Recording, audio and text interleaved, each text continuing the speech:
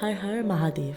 আজকের ভিডিওটা একটু অন্যরকম হলেও তোমরা কিন্তু প্রথম থেকে শেষ পর্যন্ত দেখতে থাকো, আশা করি তোমাদের ভালো লাগবে। তবে ভিডিওটা শুরু করার আগে আমার ইন্ট্রোটা হয়ে যাক। So hello everyone, welcome back to my YouTube channel. This is me Anwesha.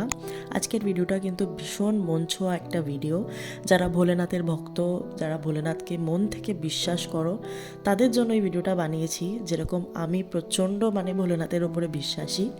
আর কিছুদিন আগেই আমি চলে গেছিলাম ভূতনাথ মন্দিরে, তাই একটা ছোট্ট ব্লগ বানিয়েছি, তাই ভাবলাম তোমাদের সাথে শেয়ার করি। তাই পুরো ব্লগটা কিন্তু দেখতে থাকো। আর হ্যাঁ, ভালো লাগলে কিন্তু অবশ্যই একটা লাইক করো, শেয়ার করো, কমেন্ট করো। আর যারা এখনও আমার চ্যানেলটিকে সাবস্ক্রাইব করোনি, তারা একটা সাবস্ক্রাইব বাটনকে হিট করে দিও, যাতে আমি যখনই ভিডিও দিই তোমরা আগে নোটিফাইড হও। দিনটা ছিল সোমবার, সকালবেলা রেডি হয়ে বেরিয়ে পড়লাম একাই, ভালো মতন ফ্রেশ হয়ে ভোলেনাথের কাছে যাব বলে। আর হ্যাঁ, ওই তখন যে আমাকে ছেড়ে দিচ্ছিল সেটা হচ্ছে আমার জামাইবাবু। জামাইবাবু তো সকালবেলা কাজে বেরিয়ে যায়, তখন প্রায় ধরো 7টা 7:30 বাজে। তো আমাকে অটো স্ট্যান্ডে তুলে দেয়, তারপর আমি ওখান থেকে কালীঘাট মেট্রো অবধি যাই। কালীঘাট মেট্রো থেকে আমি মেট্রো ধরে নামি হচ্ছি শোভাবাজার মেট্রো। তারপর তো তোমরা দেখতেই পেলে, শোভাবাজার থেকে একটা অটো করে পুরো ঘাট অবধি ওরা ছেড়ে দিয়ে আসে। তারপরে একটুখানি ওয়াকিং ডিস্টেন্স। বিশ্বাস করবে না, রোববার রাত্রেবেলা আমি দিদির বাড়ি চলে যাই কাজের সূত্রে। আমার এতটা লেট হয়ে গেছিলো যে আমি বাড়ি ফিরতে পারিনি বা পারবই না। আর পরের দিন সকালবেলায় এই সোমবার, কি অদ্ভুত, আমি কিছু জামা কাপড়ও নিয়ে যাইনি, দিদির জামা পরেই গেছিলাম।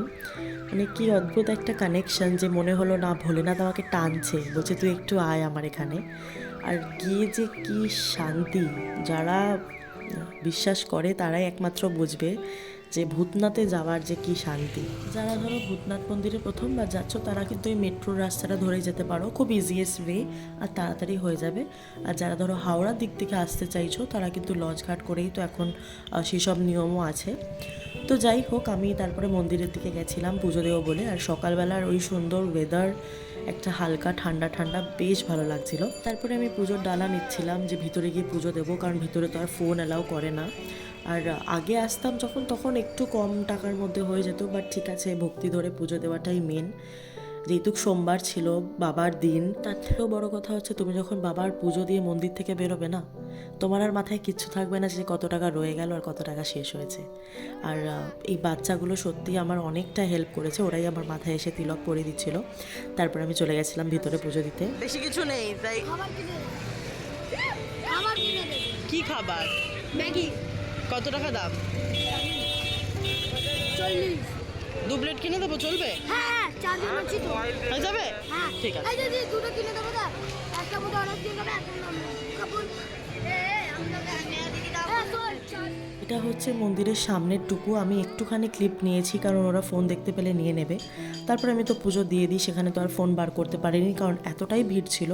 আর এই বাজরংবালির মূর্তিটা হচ্ছে ভূতনাথ মন্দিরে ঢুকতে গিয়েই সামনের ডান দিকে একটা মন্দির হয়, মন্দির আছে সেখানেই। বজরংবলীকে দেখার পর তো আমার চোখ থেকে অজস্র জল বেরোচ্ছে, আমি হাওমাও করে দাঁড়িয়ে দাঁড়িয়ে কাঁদলাম।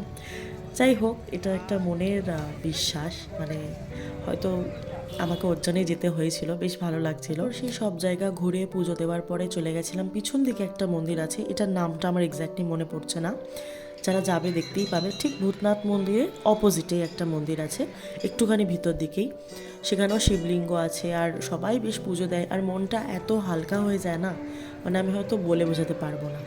তারপরে আরতি দিচ্ছিল সবাই, আমিও দিয়েছি, হয়তো সেই ক্লিপটা নিতে পারিনি আমি। তারপর ফাইনালি এত বছর পর, এত বছরে আমি একবারও মোটা মহাদেবকে দেখতে পারিনি বা যেতে পারিনি তার কাছে, কিন্তু সেদিন এই বাচ্চাগুলোর জন্য সম্ভব হয়েছিল। আর গিয়ে যে কি শান্তি, 300 বছর পুরনো একটা মন্দির, যার বিষয় শুধুমাত্র আমি ভিডিওতেই দেখেছি, কেউ কোনোদিনও বলেই নি যে কিভাবে যেতে হয় বা ভূতনাথ মন্দির থেকে ঠিক কতটা দূর। কিন্তু সত্যি থ্যাংক ইউ, বাচ্চাগুলোর জন্যই আমি বাবার কাছে যেতে পেরেছি, বাবাকে ছুতে পেরেছি, বাবাকে যেভাবে জল দেওয়া, দুধ চড়ানো, ফুল দেওয়া, সেটা দেখতে পেয়েছি। এটা একটা আলাদাই ফিলিং। যারা ভূতনাথ মন্দির যাবে তারা একটুখানি 2 মিনিট ওয়াকিং ডিস্টেন্স, আমি হয়তো ভিডিওতে শেয়ার করতে পারিনি, জিজ্ঞেস করবে যে মোটা মহাদেব মন্দিরটা কোথায়, তারা বলে দেবে। আর সত্যি তোমরা তাকে গিয়ে একবার ছুঁয়ো, তোমরা জাস্ট দেখো, মন্দিরের ওপরটা একটুখানি নিয়েছি, ভীষণ পুরনো, ফোন অ্যালাউ করে না, বাট তাও আমি একটু একটু করে ক্লিপ নিয়ে নিয়েছিলাম, স্পেশালি বাচ্চাগুলো এগুলো তুলে দিয়েছিল আমাকে। যাই হোক, তারপর কি, তারপর ওখান থেকে চলে যাই ওই বাচ্চাগুলোর সাথেই আমি একটু খেতে, কারণ খিদেও পেয়ে গেছিলো। কিন্তু সত্যি মানে এই বাচ্চাগুলো ছিল বলেই কিন্তু আমি মোটা মহাদেব মন্দিরে যেতে পেরেছি। আর হয় না যে তুমি কিছু ভালো করলে কিন্তু সেই ভালোটা তোমার রিটার্ন পাবে, এটা আমার জন্য একটা ভালো বটেই। কারণ আমি বহুবার ভূতনাথ মন্দিরে গেছি, ইভেন ক্লাস 11-12-এও গেছি, স্কুল টাইমে আমার দিদির সাথে, কি কখনো যেতে পারিনি, আমি শুধুই দেখতাম। কিন্তু হয় না যে বাবা যখন চাইবেই, সেটা কেউ আটকাতে পারবে না। যাই হোক, তারপরে একটুখানি চা কিনে নিলাম, বেশ ঠান্ডা ঠান্ডা লাগছিল, আর গরম গরম চা।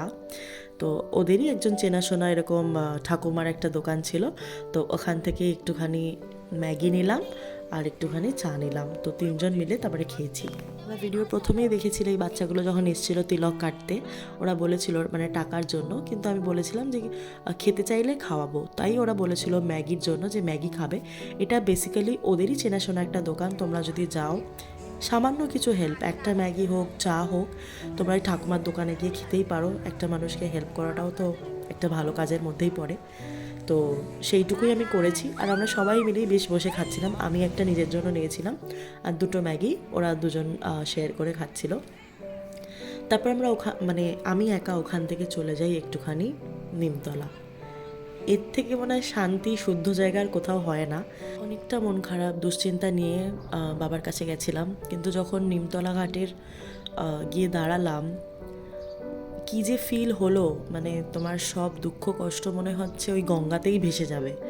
মানে সত্যি যখন দেখছি যে পরিবারের মানুষগুলো কাঁদছে, একটা মানুষ চলে যাচ্ছে, কি হবে শেষে, মানে আমরা কেউ জানি না, ভগবানের সৃষ্টি, আজকে আছি, ওই যে বলে না জন্ম মৃত্যু বিয়ে তিন বিধাতা নিয়ে, ঠিক তেমনই কাল কি হবে আমাদের সাথে আমরা কেউ জানি না। তাই কি লাভ মানুষকে ছোট করে দুটো বাজে কথা বলে তার চোখের জল ফেলিয়ে, মানে অপমান করে কিছু হবে না, শেষে এরকমভাবেই চলে যেতে হবে। আর এটাই বাস্তব, তুমি মানো বা না মানো, তোমার এই অহংকার সব একদিন এই চুল্লিতে চলে যাবে। তোমার এই রাগ, তোমার জেদ, কি লাভ সামনের মানুষটাকে ছোট করে দুটো অপমানিত করে, কোনো লাভ নেই।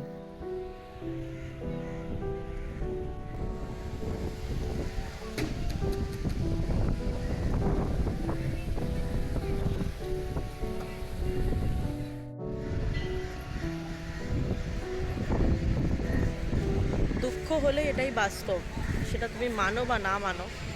এত রাগ, এত অভিমান কি হবে করে, শেষে তো চল্লিতেই যেতে হবে। পৃথিবীতে একা এসছি, একাই যেতে হবে। তাই ঝগড়া করে দুটো খারাপ কথা বলে মানুষকে ছোট করে সত্যি কোনো লাভ নেই।